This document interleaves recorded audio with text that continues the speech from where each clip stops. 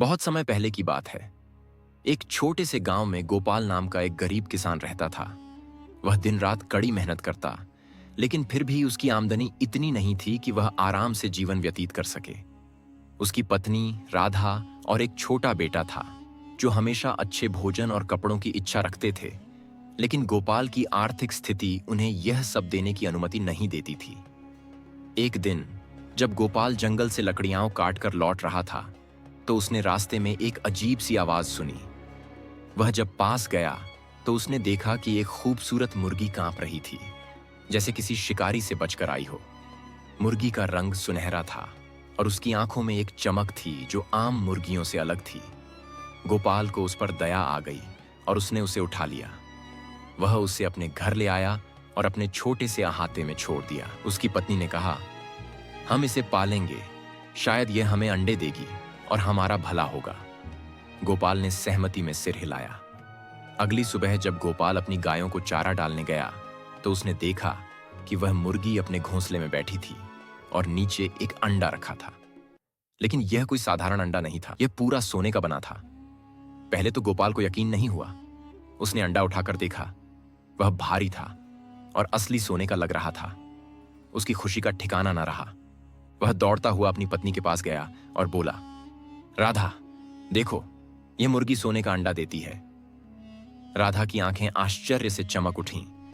उन्होंने तुरंत अंडे को शहर के सुनार के पास ले जाकर बेचा। सुनार ने पुष्टि की कि यह असली सोना था और उन्हें इसके बदले अच्छी खासी रकम दी। अब उनके पास पैसे थे और वे अपनी जरूरत की चीजें खरीद सकते थे। अगले दिन फिर वही हुआ। मुर्गी ने एक और सोने का अंडा दिया। धीरे धीरे उनकी गरीबी दूर होने लगी। अब गोपाल और राधा अच्छे कपड़े पहनने लगे।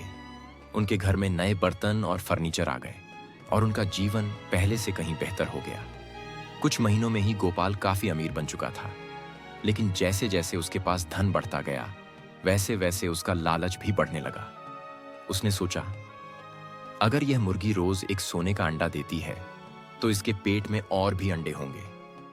अगर मैं इसे काटकर एक ही बार में सारे अंडे निकाल लूं, तो मुझे हर रोज इंतजार करने की जरूरत ही नहीं होगी। राधा ने उसे समझाने की कोशिश की।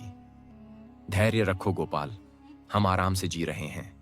यह मत भूलो कि हमारी सारी संपत्ति इसी मुर्गी की वजह से है। अगर तुमने इसे मार दिया और कुछ नहीं मिला, तो हम फिर से गरीब हो जाएंगे। लेकिन गोपाल पर लालच हावी हो चुका था। उसने अपनी पत्नी की बात नहीं सुनी और रात में एक तेज चाकू लेकर मुर्गी के पास गया। उसने मुर्गी को पकड़कर तुरंत उसे मार दिया। गोपाल ने झट से मुर्गी का पेट चीर डाला, लेकिन जैसे ही उसने अंदर देखा, उसका दिल डूब गया। मुर्गी के पेट में एक भी सोने का अंडा नहीं था। वह बिल्कुल वैसी ही थी जैसी एक सामान्य मुर्गी होती है। अब गोपाल की आंखों के सामने अंधेरा छा गया। उसने अपनी ही जादुई मुर्गी को मार डाला था।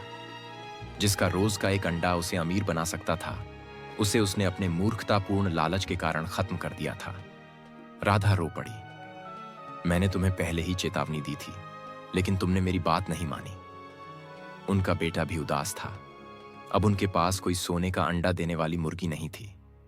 धीरे धीरे उनके पास जो भी धन संपत्ति थी, वह खर्च होती गई। कुछ महीनों में वे फिर से उसी गरीबी में आ गए, जहां से उन्होंने अपनी यात्रा शुरू की थी। गोपाल को अब अपनी गलती का एहसास हो चुका था, लेकिन अब पछताने का कोई फायदा नहीं था। उसने अपने बेटे को गले लगाते हुए कहा, बेटा, हमेशा याद रखना कि लालच इंसान को अंधा बना देता है। धैर्य और संतोष ही असली सुख है। अगर मैंने धैर्य रखा होता, तो हम आज भी खुशहाल होते। उसके बेटे ने सिर हिलाया और कहा, पिताजी, मैं हमेशा इस सीख को याद रखूंगा। फिर से गरीबी में लौटने के बाद गोपाल ने मेहनत करने का फैसला किया। उसने खेती पर ध्यान दिया और धीरे धीरे मेहनत से अपनी स्थिति सुधारने लगा। हालांकि अब उसे इस बात का एहसास हो गया था कि जादू से मिलने वाली दौलत स्थायी नहीं होती, बल्कि मेहनत और ईमानदारी से कमाया गया धन ही असली सुख देता है। शिक्षा। यह कहानी हमें सिखाती है कि लालच बुरी चीज है और हमें धैर्य रखना चाहिए। जो कुछ भी हमें थोड़ा थोड़ा करके मिलता है, हमें उसे संजोना चाहिए, बजाय इसके कि हम अधीर होकर सब कुछ एक ही बार में पाने की कोशिश करें।